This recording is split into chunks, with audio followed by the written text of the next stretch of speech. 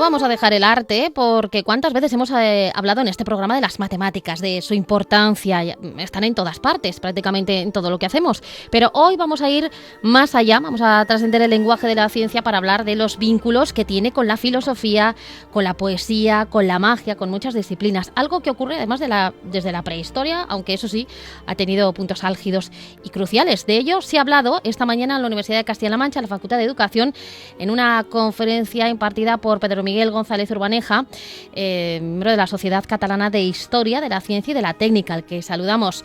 Pedro, ¿qué tal? Muy buenas tardes. Buenas tardes, Paloma, ¿qué tal? ¿Cómo estás? Pues muy bien, nos gusta mucho este tema porque es no solo hablar de las matemáticas, que según se decía una frase también muy célebre, ¿no? Son tanto un aspecto de la cultura como una colección de algoritmos. No solo vamos a hablar de números, sino que vamos a hablar de cómo la reina de las ciencias está tan vinculada desde hace tantísimo tiempo con el arte, con la filosofía, con la literatura, con la música, por poner solo algunos ejemplos. Pues sí, las matemáticas realmente están relacionadas con todas las actividades humanas. Es la reina de las ciencias y constituye pues una de las grandes manifestaciones del intelecto humano. Tiene un desarrollo milenario que está estrechamente relacionado con todos los grandes hitos del conocimiento.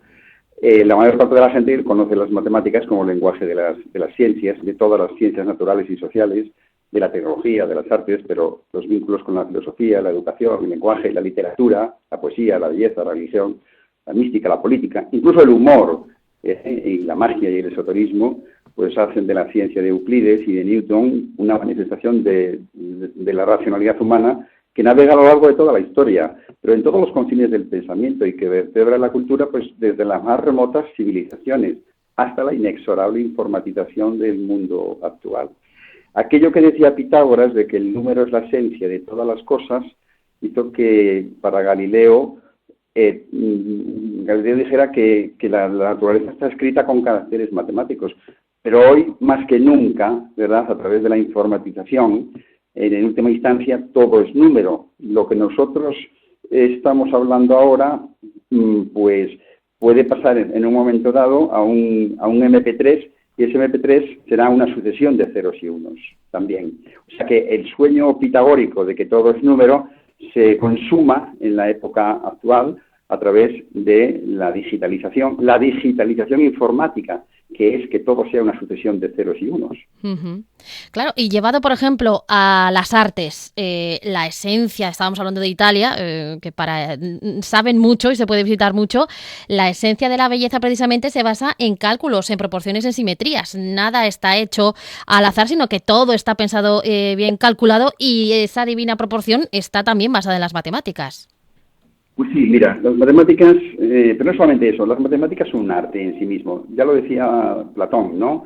Pero no, en sí, una de las obras fundamentales de las matemáticas, que fue utilizada mucho por Descartes, se llamaba Introducción al arte analítica, de un matemático que se llamaba Vieta. O sea, que las propias matemáticas en sí son un arte.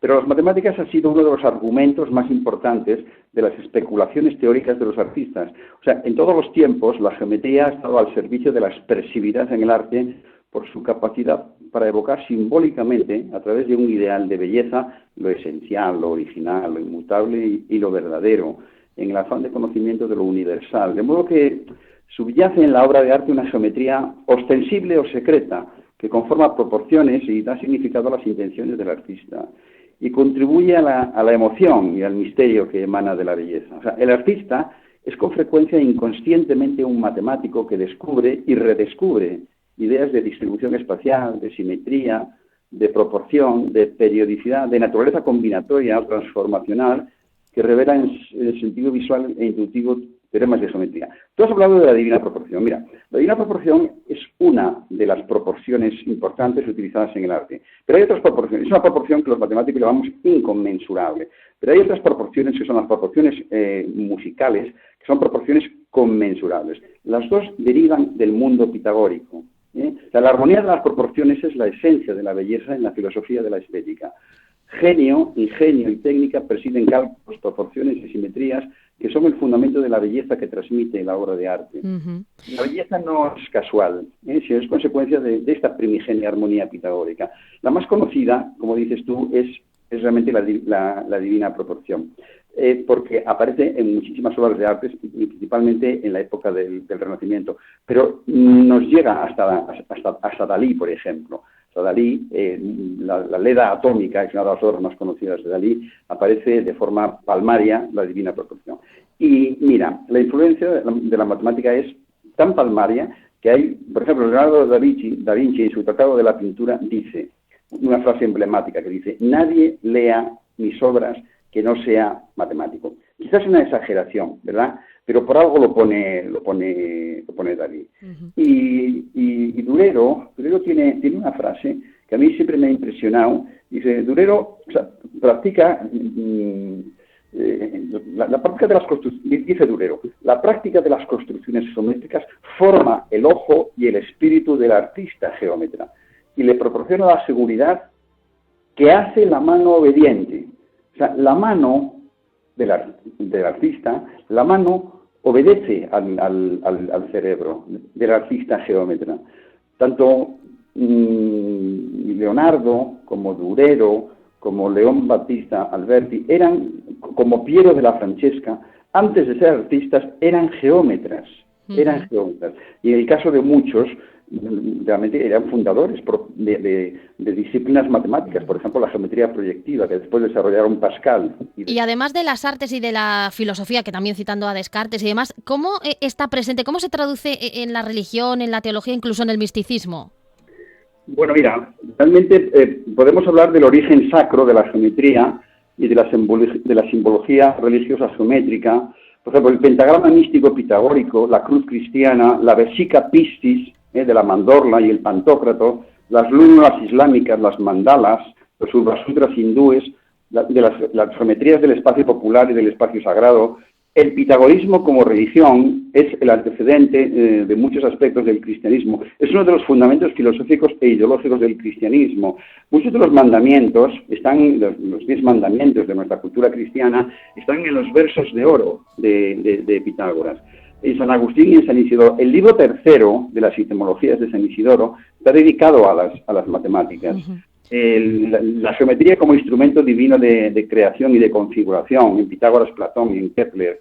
Del dios geómetra como arquitecto supremo del universo. El argumento ontológico de San Anselmo, ¿verdad?, que intenta demostrar la existencia de Dios, utiliza el típico razonamiento matemático de demostración por reducción al absurdo. El horror al infinito de los griegos y el dios cristiano medieval tiene naturaleza matemática. Uh-huh. En la divina proporción de Luca Pacioli es una obra fundamental de las matemáticas de tardo medievales, es matemático. Los atributos de la divinidad que aparecen en esta obra, el simbolismo místico y religioso del dodecaedro, que aparece en uno de los cuadros más importantes de Dalí, la apuesta probabilística sobre la existencia de Dios que hace Pascal, lo que para Platón Dios geometriza el mundo y lo escribe en aquellos caracteres matemáticos que Galileo reconocería como lenguaje imprescindible para descifrar su secreto. Bueno, pues es un tema que desde luego da mucho de sí, muchos nombres propios y es que estamos hablando desde el inicio de los tiempos. Así que es una forma de hablar de la vinculación de las matemáticas con todas estas disciplinas. Pedro, muchísimas gracias por... Lo último ya te digo. Sí. Uno de los matemáticos recientes, te estoy hablando de hace unos 7 y pico de años, decía, en la fundamentación de las matemáticas, decía, Dios creó se llamaba Kronecker, decía, Dios creó los números naturales y todo lo demás en matemáticas es obra del hombre. Fíjate qué frase tan emblemática. Sí. Pues la mejor manera de cerrar esta conferencia que ha impartido esta mañana sobre la dimensión cultural de las matemáticas, que va mucho más allá de lo que a priori podemos pensar. Pedro, muchísimas gracias, un saludo. Muchas gracias a ti, Paloma. Hasta luego, adiós.